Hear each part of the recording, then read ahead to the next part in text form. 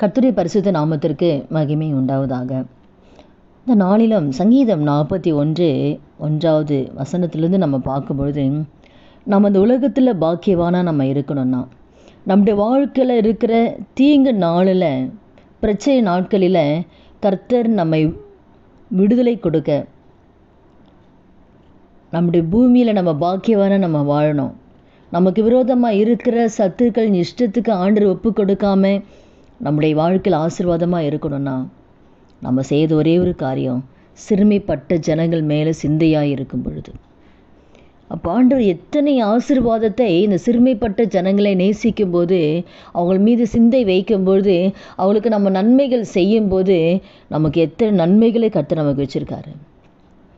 அவங்க பூமியில் பாக்கியவானாக இருப்பாங்க. நம்ம பூமியில் பாக்கியவானாக இருக்கணும்னா, சிறுமைப்பட்ட ஜனங்களுக்கு, ஏழை எளிய ஜனங்களுக்கு, திக்கற்றவர்களுக்கு, விதவைகளுக்கு நம்ம நேசிக்கணும்.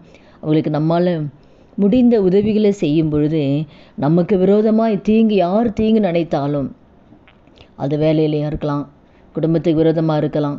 இப்போ எந்த தீங்கு நமக்கு விரோதமாக இழைத்தாலும் அதிலிருந்து கர்த்தர் நம்மளை விடுவிப்பார், நம்மளை பாதுகாத்து உயிரோடு வைப்பார். இந்த பூமியில் கர்த்தர் நம்மளை பாக்கியவான்களை வைப்பார். நமக்கு விரோதமாக சத்துருக்கள் யார் எழும்பினாலும் அவங்க இஷ்டத்துக்கு கர்த்தர் நம்மளை கொடுக்க மாட்டார். நமக்கு ஒரு வியாதி வருது, அந்த வியாதியிலேருந்து கர்த்தர் படுக்கையை மாற்றி போடுவார். எவ்வளோ பெரிய நன்மைகளை கர்த்தர் நமக்கு வச்சுருக்காரு. அப்போ இந்த உலகத்தில் நம்ம பாக்கியவனா வாழணும்னா, எல்லா சத்துருக்களுக்கு நீங்களாக்கி நம்ம விடுதலை கிடைச்சி நம்ம சந்தோஷமாக வாழணும்னா, கர்த்தர் நம்மகிட்ட எதிர்பார்க்கிறதெல்லாம் சிறுமைப்பட்ட ஜனங்கள் மீது சிந்தையாக இருக்கும் பொழுது. இந்த நாளில் கூட நம்ம இதுவரை எப்படி இருந்தோம், இவருக்கு நாட்களில் ஏழை எளிய ஜனங்களை நேசித்து அவங்களுக்கு நம்மால் முடிந்த உதவிகளை செய்யும்போது, கர்த்தர் சொன்ன இந்த நன்மைகள் எல்லாவற்றையும் நம்முடைய வாழ்க்கையில் ஆண்டவர் கொடுப்பார். ஜெபிக்கலாமா? இனி வருகிற நாட்களில் நம்முடைய சிந்தனைகள் அந்த ஏழை ஜனங்கள் மீது வைத்து அற்புதங்க நன்மைகளை செய்ய நம்மை ஒப்புக் கொடுக்கலாமா? துதிகள் மத்தியில் வாசம் செய்ய நல்ல தகப்பனே, இயேசு கிறிஸ்து நாமத்தோட சமூகத்தில் வருகிறோம். இந்த வார்த்தை கேட்குற ஒவ்வொருத்தர் வாழ்க்கையில் ஆண்டவரே, இந்த சிறுமைப்பட்ட ஏழை எளிய ஜனங்களை நேசிக்கிறவர்களுக்கு எத்தனை நன்மைகள் நீர் வைத்திருக்கிறீரப்பா.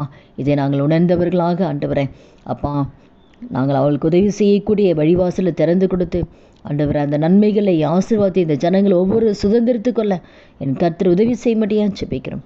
அப்படி நீங்கள் செய்ய போகிற தயவுக்கு நன்றி செலுத்துகிறோம். இயேசு கிறிஸ்து நாமத்தில் ஜெபிக்கிறோம் நல்ல பிதாவே, ஆமேன். கர்த்தர் நாமத்துக்கு மகிமை உண்டாவதாக.